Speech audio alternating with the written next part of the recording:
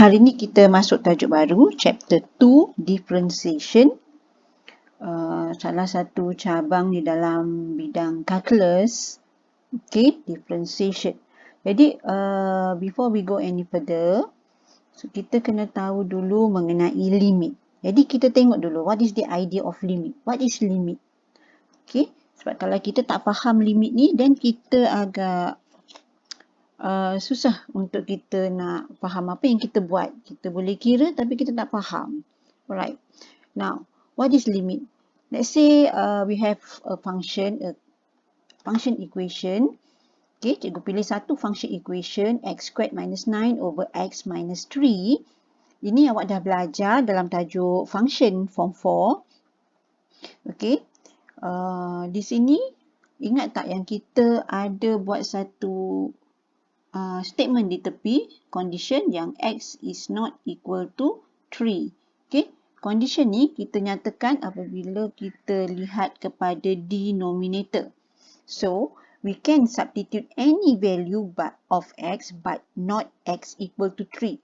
Sebabnya, bila kita letak x tu equal to 3, then kita akan dapat nilai dia 0 over 0. Yang mana apabila you all tekan calculator akan keluarkan perkataan math error. Okay, tak boleh nak kira. Alright. So, in algebra, okay, we can find the value of the function by using any value that approaches 3 from above and below. Itu apa maksud dia? Di dalam algebra, okay, dalam bidang calculus juga, kita boleh kira function ini tapi bukan dengan nilai x equal to 3, tapi kita ambil nilai yang menghampiri 3. Okay? Any value that approaches 3 from above or from below. Okay, from below means nilai-nilai yang dari sebelah kiri. Dan dari sebelah kiri maksud cikgu begini. Ini 3. Jadi nilai-nilai yang datang ni daripada sebelah kiri means nilai-nilai yang kecil daripada 3. Okay, ataupun from above. Ni from above means nombor-nombor yang besar daripada 3. Tapi kita akan ambil nombor yang hampir-hampir dengan 3, bukan nombor yang besar sangat. 4, 5, no. Kita ambil yang betul-betul hampir. 3.0001 ataupun 2.99999. Okay, yang menghampiri 3. Okay, kita continue lagi. Okay, now, cikgu dah senaraikan, kalau kita ambil x is equal to 2.9, bila tekan calculator, kita masukkan 2.9 dekat sini, masukkan 2.9 dekat sini, kita akan dapat jawapan 5.9. So, kita akan tukar semua nombor-nombor ni, ini yang katanya daripada from below, daripada nombor-nombor yang kurang daripada 3. Okay. Ini yang kurang daripada 3, lower lah daripada left lah ni daripada left, daripada yang tadi cikgu tunjuk ni daripada left. So yang ini adalah yang daripada right. Okay, nombor-nombor yang besar daripada 3 tapi yang hampir-hampir. Jangan ambil yang jauh sangat sebab kita nak cari nilai yang menghampiri 3. Ni hasilnya bila awak tekan calculator, awak akan dapat nilai-nilai ni. Tapi kalau kita tekan 3 saja undefined sebab 0 over 0. Jadi kalau kita lihat each value dia akan jadi menghampiri pada nombor 6. Okay? Very very close to 6. Okay? Nilai dia adalah very close to 6. So dekat sini kita kata limit dia adalah 6. Okay? Jadi kita kata limit dia adalah 6. Limit untuk nilai case yang inilah So limit nilai dia adalah 6. So macam mana cara kita nak tulis? Kita akan tulis limit LIM for limit x approaches 3. Okay? Sebab tadi dalam case ni adalah berkaitan dengan 3 kan? X approaches 3 dan kita masukkan apa equation function kita tu, x squared minus 9 over x minus 3 is equal to 6. Okay. Jadi bila kita gunakan nombor-nombor yang hampir kepada 3, whether from left side or right side, okay, lower than 3 or more than 3, so kita masukkan dalam ni dan jawapan kita menghampiri kepada nilai 6. Okay. So this is the idea of limit. Maksudnya kita mencari nilai yang hampir. Okay. Boleh dapat yang tu? Okay. Now, ni ada sedikit daripada buku teks cikgu ambil ni. To find the limit value of a function fx, we substitute x equal to a directly into the function fx if fa is not equal to 0 over 0. Okay. Jadi dekat sini, kalau nilai a, nilai function dalam ni, macam tadi kan, tadi kita masukkan nilai 3 kan. Masukkan nilai 3, kita dapat 0 per 0. Jadi, 3 ni lah nilai A ni. Okay. Now, jadi kalau nilai A tu, bila kita masukkan, jawapan kita tak dapat 0 per 0. Kita akan dapat value lah. So, kita boleh just tulis limit value tu. Okay, just kira macam tu saja. Tapi once kita gantikan nilai A tu, kita dapat 0 over 0. Then, kita kena proses sikit. Sama ada kita perlu buat factorization dulu, factorizationkan equation tu, ataupun kita perlu rationalizekan numerator ataupun denominator. Seperti dalam tajuk tahun lepas, cert. Ingat, kita gunakan conjugate. Okay? Jadi, mungkin diperlukan di sini untuk equation ni. Alright. So, macam mana kita nak kira? Ini adalah macam mana proses mendapat limit tu. Dan sekarang, macam mana kita nak kira? Okay, cikgu dah sediakan beberapa soalan dekat bawah ni. Okey lah. Kita tengok soalan yang pertama. So, kalau kita ada limit x approaches 3, ini untuk sama dengan soalan yang tadi. Ini sama soalan contoh tadi. So, now, tadi cara kiraan menggunakan table. So now kita nak kira tanpa gunakan table. Sebab sometimes kalau menggunakan table ni dia take time untuk kita kira banyak sangat value supaya kita akan nampak jawapan dia berapa. So ada cara kiraan yang akan mempermudahkan kerja kita untuk mengira limit dia. Okay, kita tengok macam mana cara kita selesaikan. So now equation ni tadi bila kita gantikan dengan 3 kat sini, kita akan dapat 0 over 0. So, once kita ada 0 over 0 means kita kena ubah sikit equation yang ada kat dalam tu. So, A, kita salin dulu. Limit x approaches 3. Jadi, kat dalam ni, x squared minus 9. Yang ini kita boleh permudahkan. Kita boleh jadikan dia x squared minus 3 squared. So, kita boleh ubah lagi kepada ingat tak konsep A squared minus B squared? Okay, yang ini kita dapat apa?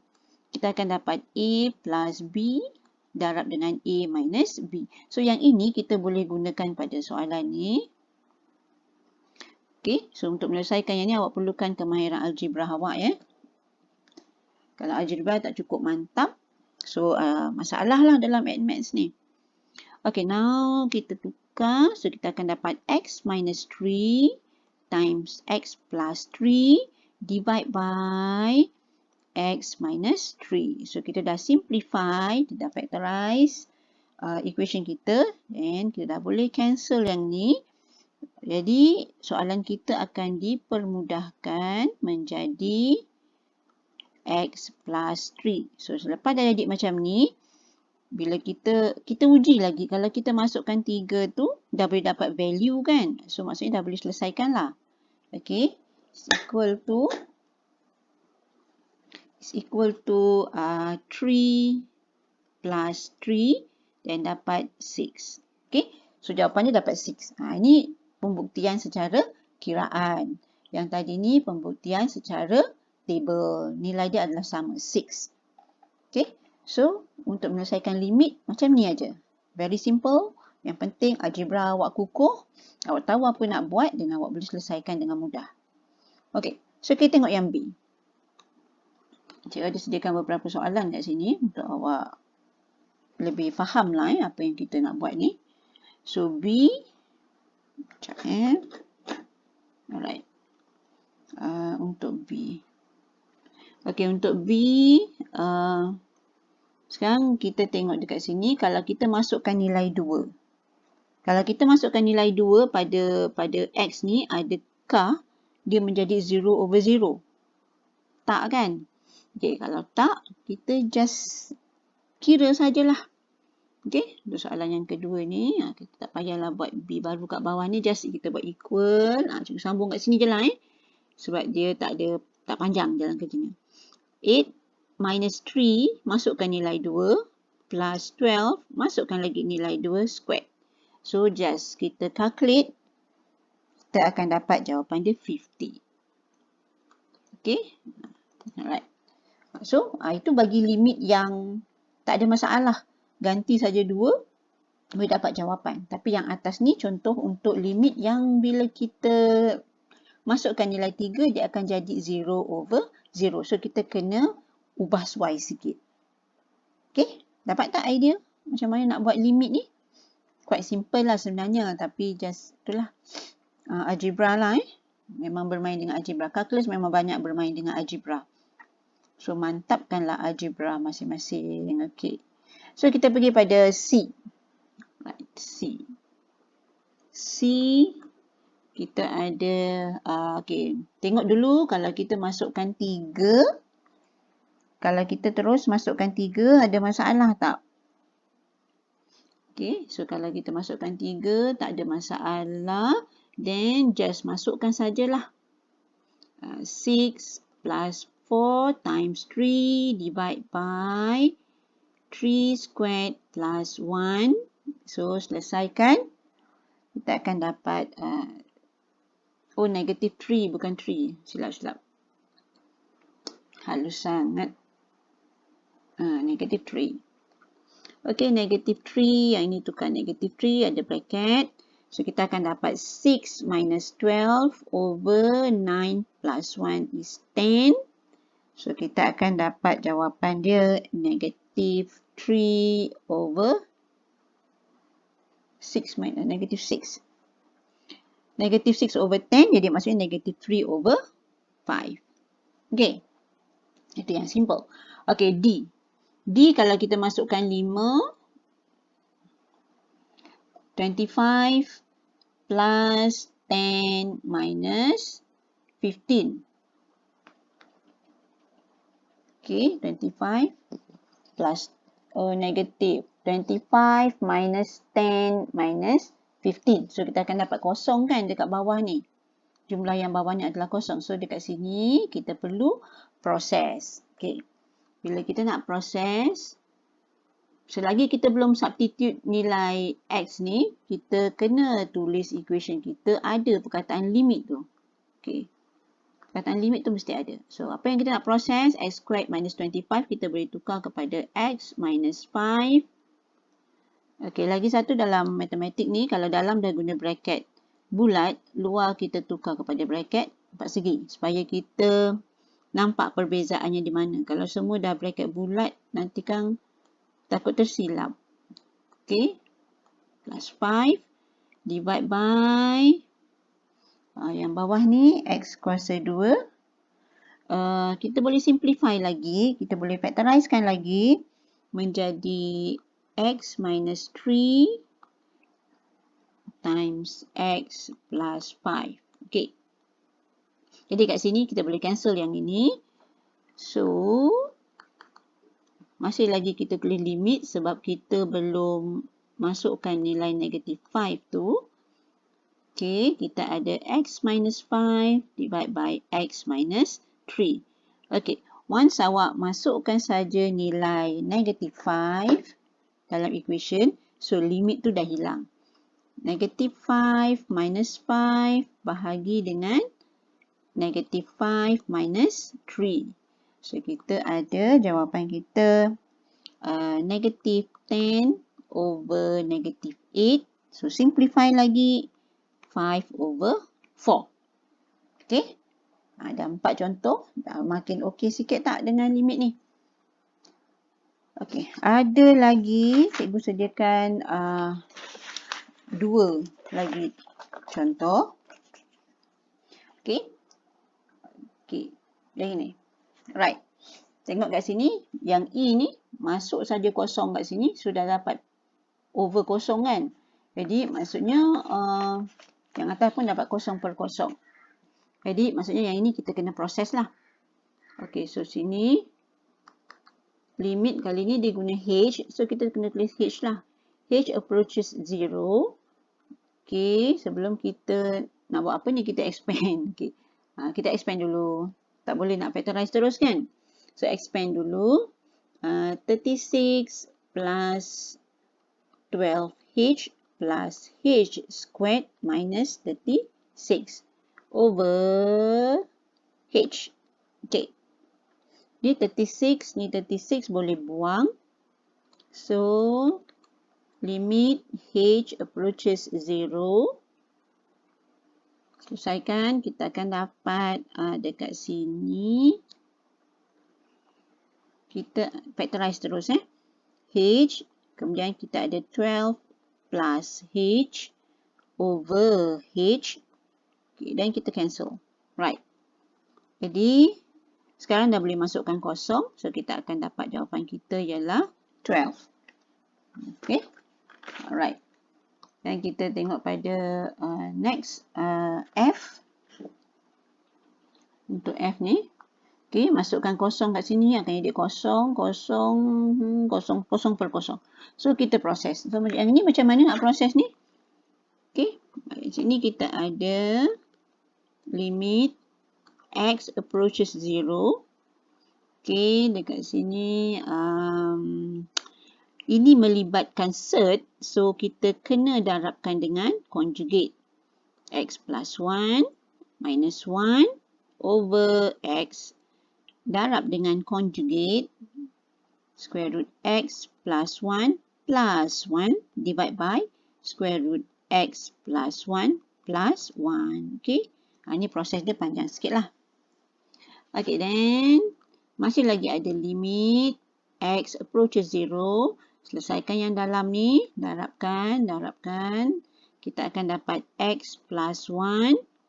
Kemudian plus cert X plus 1 minus darabkan ni, darab ni, dia darab sini, darab sana, dan negatif 1 darab dengan cert X plus 1 ataupun kita boleh simplify dia plus minus 1. Okay. Kita nak kira panjang macam ni ataupun kita boleh just simplify. Okay, ni satu cara Another way, kalau masih ingat lagi cert, bila kita darabkan dua equation yang sama, ada tolak ada tambah, masih lagi menggunakan konsep A squared minus B squared. Apabila kita ada A minus B dan A plus B, okay, plus B, okay, kita akan balik pada sini. So, sama juga yang first ni, kita squaredkan, dia akan dapat X plus 1. Dan yang belakang tu kita minus, darabkan yang belakang is 1. Okay, lebih simple kalau awak ingat konsep yang itu. So, yang bawah kita akan ada X darab dengan cert X plus 1. Sorry. X plus 1. Okay. Plus 1. Right. Okay. Now, satu tolak satu ni boleh kecilkan. Boleh hapuskan. Jadi, kita akan ada limit X approaches 0. Sekarang yang tinggal ialah di atas tu ada X, di bawah ada X dengan cert X plus 1 plus 1. Okay. So, dekat sini X dengan X dah boleh buang. Jadi, kita ada limit X approaches 0.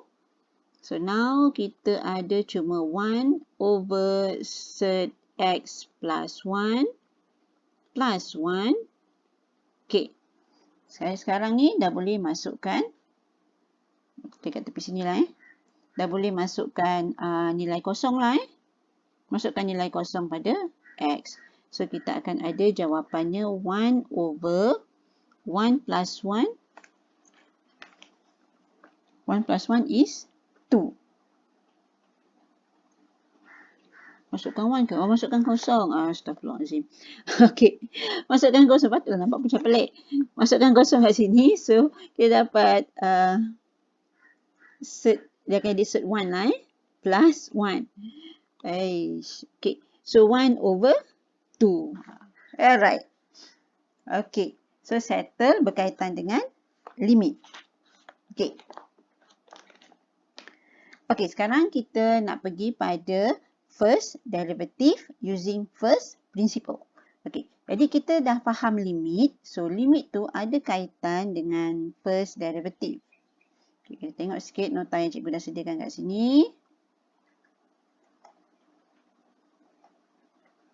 Okay, first derivative. A derivative is simply a measure of the rate of change. Okay, bila kita mencari rate of change, maksudnya awak dah belajar masa form 4 kan?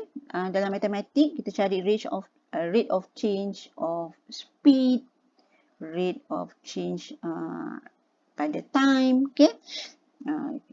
Jadi sekarang ni, jadi derivative tu adalah ukuran untuk mencari perubahan. Okay? Perubahan. It can be the rate of change of distance with respect to time or the temperature with respect to distance. We want to measure the rate of change of a function y equal to fx with respect to its variable x. Jadi, konsepnya sama je macam awak cari rate of change of speed dan sebagainya tu. Jadi, maksudnya kat sini, kita juga nak mencari rate of change of y with respect to x. Okay? Rate of change of y with respect to x. Jadi, rate of change ni sebenarnya adalah gradient. Okay, adalah gradient. Jadi, apa-apa perubahan dalam y, kita bahagikan dengan perubahan dalam x. Yang mana dalam derivatif ni, kita menggunakan simbol delta. Ini dipanggil simbol delta. Okay. Delta tu means perubahan. Small change. Okay. Small change. Dalam y, bahagi dengan small change in x. So, kita akan dapat formula gradient yang biasa kita guna tu lah. Bila kita cari perubahan, means kita tolak lah y2 minus y1. Dan change in x means x2 minus x1. Okay, kita tengok graf ni. Let's say kita ada satu graf. Let's say graf ni adalah y equal to x squared. Okay. Jadi, bila kita ada satu titik, kita pilih mana-mana titik pada curve ni, pada curve x squared ni. Kat sini contoh ni dia ambil titik P, 2, 4. Okey, jadi bila ada satu garisan yang langgar titik P ni pada satu tempat sahaja pada curve ni kan. Okey, let's say yang ni dia langgar macam ni lah. Kita nak cari yang macam ni. Kita nak cari yang macam ni. Menggigil lah tangan cikgu. Nak lukis. Sebab dia kecil kan. So, kita nak cari gradient ni. Garisan ni. Garisan ni, garis lurus. Yang apabila dia langgar cuma satu tempat sahaja pada satu curve, ini dipanggil sebagai garisan tangent. Okay. Kita panggil sebagai garisan tangent. Jadi, garisan tangent ni, kita kalau ambil, let's say kita buat satu garisan. Kita jumpakan P dengan mana-mana titik dalam curve ni. Okay. Let's say kita ambil Q. Q ialah 1, 1. Jadi, bila kita cari gradient, kita dapat gradient dia adalah 3. Menggunakan formula ni lah. Okay. Dapat 3. Jadi, kalau kita pilih Q ni, yang lebih jauh pada nilai X dia.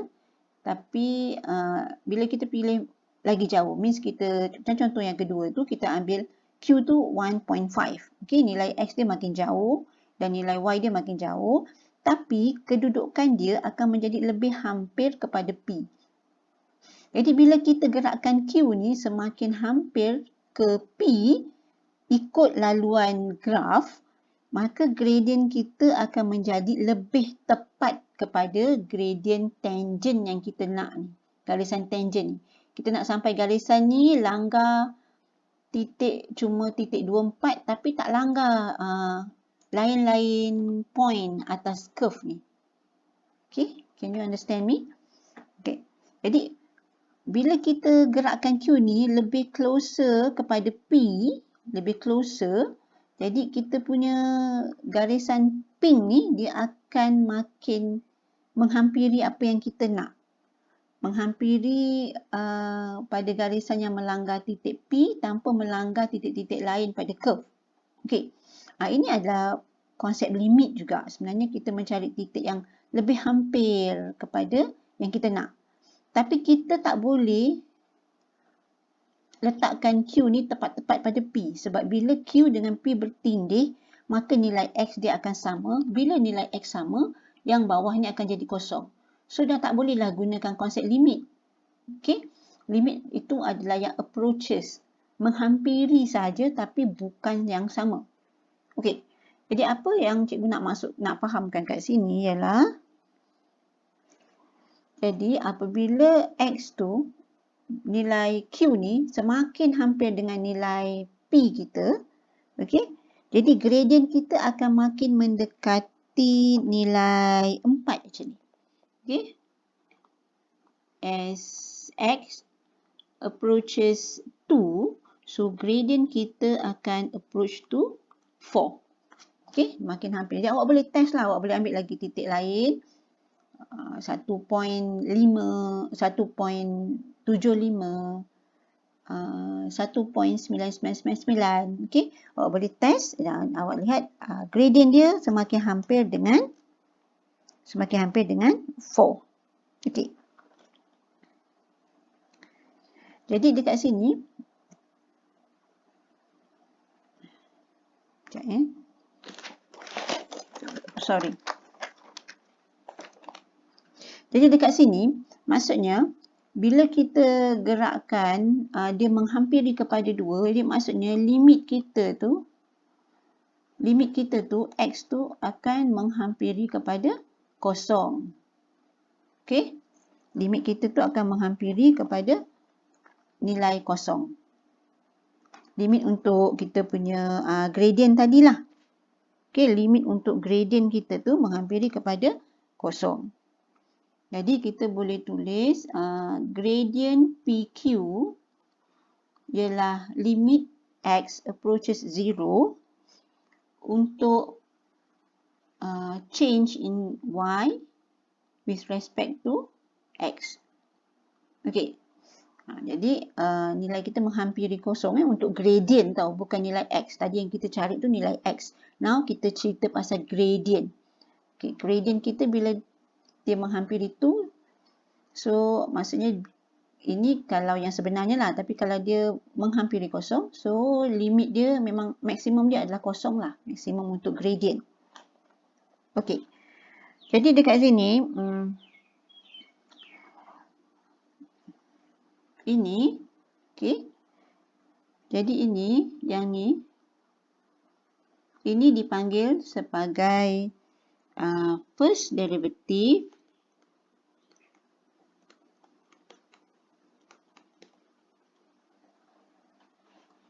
with respect to X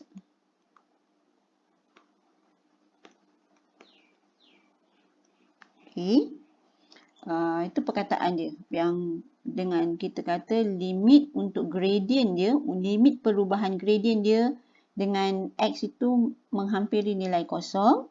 Ini dipanggil sebagai first derivative with respect to X. Yang mana kita gunakan simbol dia dy over dx. Okay? Dy over dx. Jadi daripada sini datangnya dy over dx. Jadi kita boleh tulis dy over dx itu ialah limit for gradient which is X approaches 0 for change in Y over change in X. Okay. Okay. Jadi yang ini juga disebut sebagai gradient for tangent. ataupun gradient tangent lah.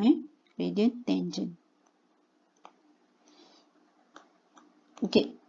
So, dy dx ini adalah gradient tangent yang mana kalau kita menggunakan limit, gradient itu approaches 0. Okay. Sebab bila point P and Q tu bertindih, so gradient dia akan menjadi 0 lah. Okay. Right. Okay, boleh faham tak maksud yang kat sini? Yang cikgu terangkan ni. Kalau tak faham nanti boleh bertanya dalam kelas, dalam group. Alright. Jadi sekarang ni, so first principle tu is also known as delta method. Okay, sebab kita menggunakan simbol delta X dan juga delta Y. Delta means a small change. Okay. So first principle. Jadi sekarang ni kita nak selesaikan equation ni, equation yang kita buat pada gambar rajah kita tadi. Kita nak cari gradient tangent tu dengan menggunakan limit. Okey. Jadi dekat sini apabila nilai y tu kita pluskan dengan perubahan pada y, maksudnya pergerakan q tadi tu kan y dia akan berubah. Bila kita gerakkan q, koordinat y tu akan berubah. So, kita kata nilai y yang sebenar, kita pluskan dengan perubahan pada y is equal to x pun kena berubah juga. Okay, sebab dia various kan. Jadi, bila x berubah, y pasti berubah. Sebab pergerakan q tadi, awak bayangkan balik pergerakan p dengan q tadi. P static but q is moving. Okay, jadi koordinat y untuk q berubah. Koordinat x untuk q pun akan berubah. Alright. Then, sekarang proses kerja kita adalah untuk menuju kepada gradient tangent, which is dy over dx is equal to limit x approaches 0 for delta y over delta x. Jadi, pengiraan kita adalah menuju kepada equation yang ini. So, kita kena ubah equation yang kita dapat tadi ni, yang dapat ni, y plus delta y ni, kepada dy over dx equal to limit x approaches 0, delta y over delta x. So, daripada equation ni, kita boleh dapatkan delta y over delta x. So, kita kena proses lah. Sorry. So, delta y is equal to, kita expand yang ini, x squared. Expand macam biasa, 2x delta y plus delta y plus delta x. Plus delta x squared, kita minus dengan y. Y yang ini y yang ini kita bawa ke belakang. Minus y. Okey, tapi y dekat sini adalah x squared. Jadi, kita tukar y tu kepada x squared. So, delta y is equal to x squared plus 2x delta x plus delta x squared minus x squared. So, di sini x squared and x squared dah boleh buang. Okey. Kita proses lagi. Delta y is equal to, so pada dua equation ni nampaknya ada yang sama delta x. So, kita boleh factorize. Kita keluarkan delta x. 2x plus delta x. Okay, now kita dah boleh dapat delta y over delta x. Delta y over delta, delta x is equal to 2x plus delta x. Okay. Bila dah dapat delta y over delta x, dan kita bolehlah gunakan dy over dx tu, formula yang tadi tu ya. Okay. Jadi, dy over dx is limit x approaches 0 for delta y over delta x.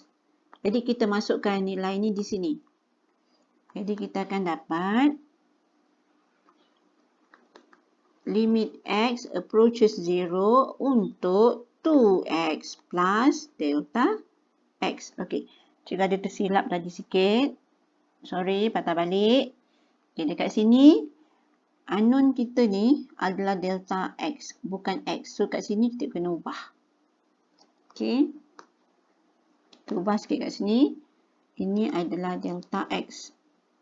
Sorry lah perasan tadi. Approaches 0. Okay. Jadi dekat sini, so yang dekat atas ni pun tadi silap lah kot. Okay. Ini delta x Okay. So now kat sini pun akan jadi delta x. Delta x. Okay. Jadi delta x approaches 0 maksudnya kita gantikanlah dx ni dengan kosong. So kita akan dapat 2x. Okay. So gradient function kita adalah 2x. Okay. Apa yang dimaksudkan kat sini? Maksudnya pada graf kita tadi, okay, kalau tadi nilai P adalah 2 and berapa tadi? 2 and 4. Okay, 2 and 4. Jadi, bila kita ada gradient function ni, kita tengok point P ialah, X dia ialah 2. Jadi, kita masukkan 2 dekat sini. Kita akan dapat gradient tangent. Okay, gradient tangent untuk titik P ni ialah 2 times 2. So, nilai dia adalah 4. Okay. Tadi kan, dekat yang slide sebelumnya ni, cikgu dah tunjukkan, maksudnya bila X tu approaches 2, gradient akan approach to 4. Jadi, terbukti di sini, gradient tu akan menjadi 4. Okay. Kalau let's say kita pilih satu titik lain, titik R, yang berada pada let's say sini adalah negative 2, dan mungkin apa-apalah Y dia. Jadi, Y dia akan jadi 4 lah. Negatif tu sama macam sebelah kan. So, kita ambil bawah sikit. Kita ambil negative 1. Ataupun ambil negatif. Negatif 1. Dia kena kecil sikit. Oh, sorry. Okay. Negatif 1 kat sini lah. Alright. Ini titik R. R adalah negatif 1 dan 1. Okay. Jadi, gradient tangent pada R ialah 2, ambil nilai X dia. Dia akan jadi negatif 2. Okay.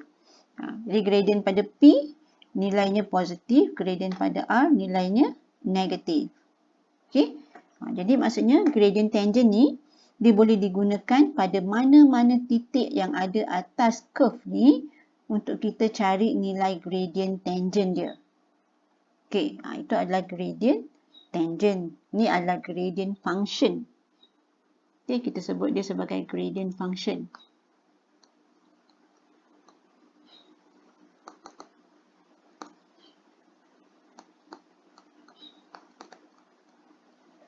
Okay, gradient function ni akan berubah mengikut nilai X bagi mana-mana titik. Dan dia akan menjadi gradient tangent. Boleh tak? Sebab benda baru, konsep banyak benda yang awak nak kena faham. Okay.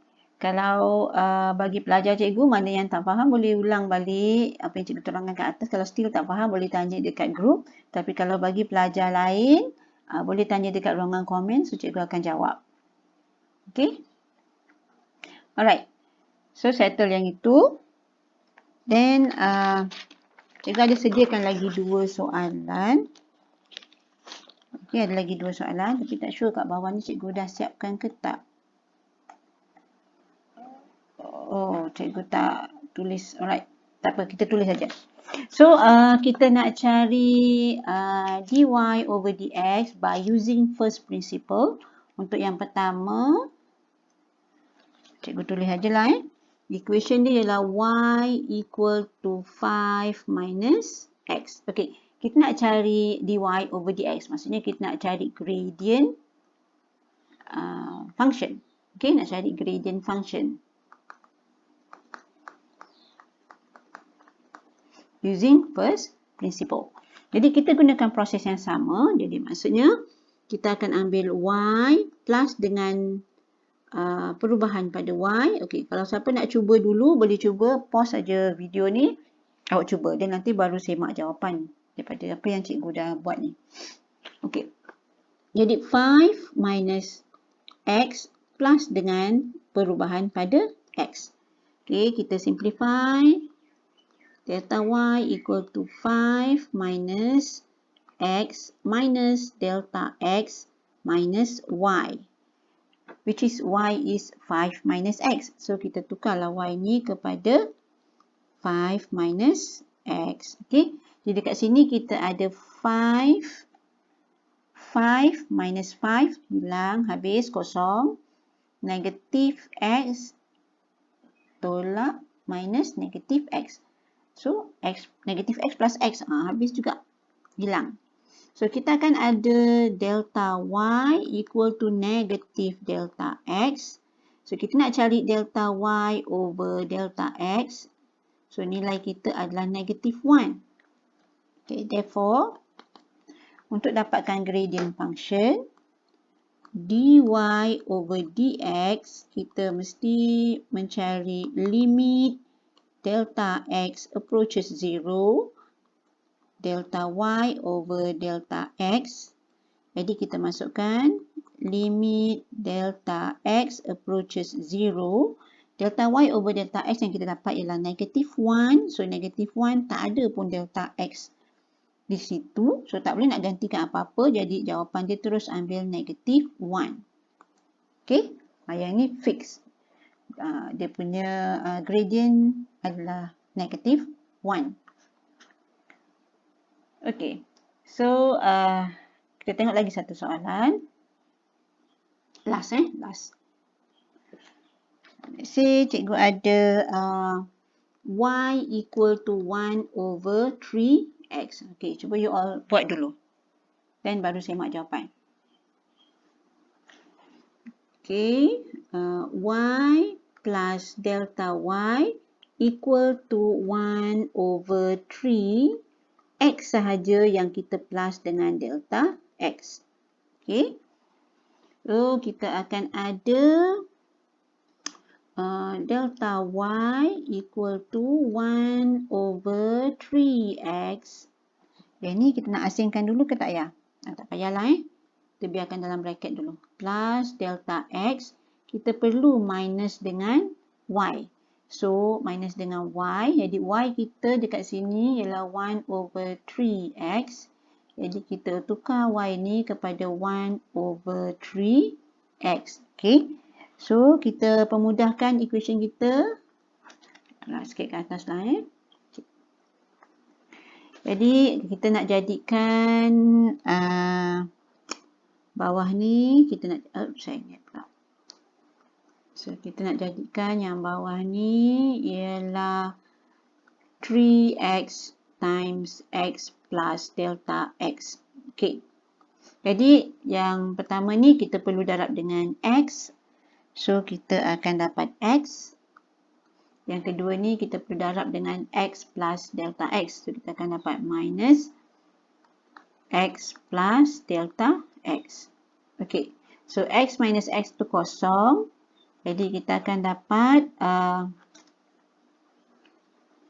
negatif delta x over 3x times x plus delta x.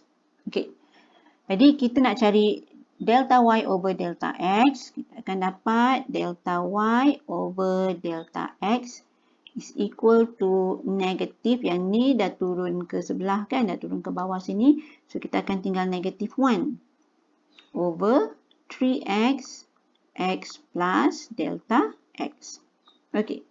So, dah boleh cari dy over dx. So, okay. So, dy over dx is equal to limit for delta x approaches 0 masukkan dy over dx yang kita dapat tadi. So, negative 1 over 3x x plus delta x. Okay. Jadi, gantikan delta x dengan 0. Kita akan dapat negative 1 over 3x x plus 0.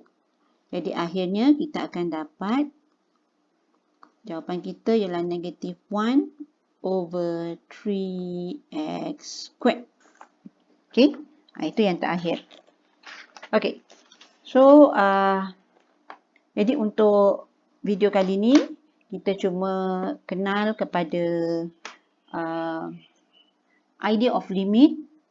Macam mana kita menggunakan limit tu menggunakan table, mengira limit menggunakan table, dan kita buat limit, kita cari limit menggunakan calculation. Okay. Kita mencari limit menggunakan calculation tadi ni. Lepas tu kita kenal pula dengan apa dia derivatif. Iaitu derivatif tu adalah lebih kepada mencari gradient. Gradient yang mana kita lakukan change in y divide by change in x menggunakan simbol delta. Okay. Jadi yang ini graf ni tadi adalah bagaimana menunjukkan pergerakan daripada garisan untuk mendapatkan satu garisan yang hanya melanggar satu titik, yang mana kita sebut tu adalah sebagai garisan tangent. Okay. Jadi daripada titik X yang kita pilih di mana, daripada titik Q yang kita pilih di mana-mana graf kita ni, dan kita akan gerak-gerakkan dia sehingga dia menghampiri nilai P.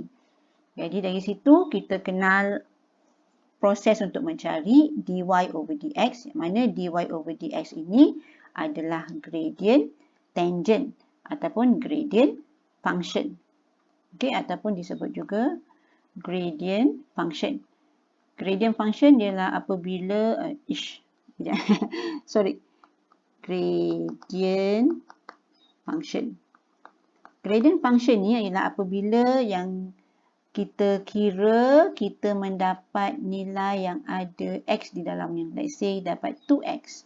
Ini disebut sebagai gradient function. Masa bila dia jadi gradient tangent? Apabila kita dah pilih satu titik pada curve kita.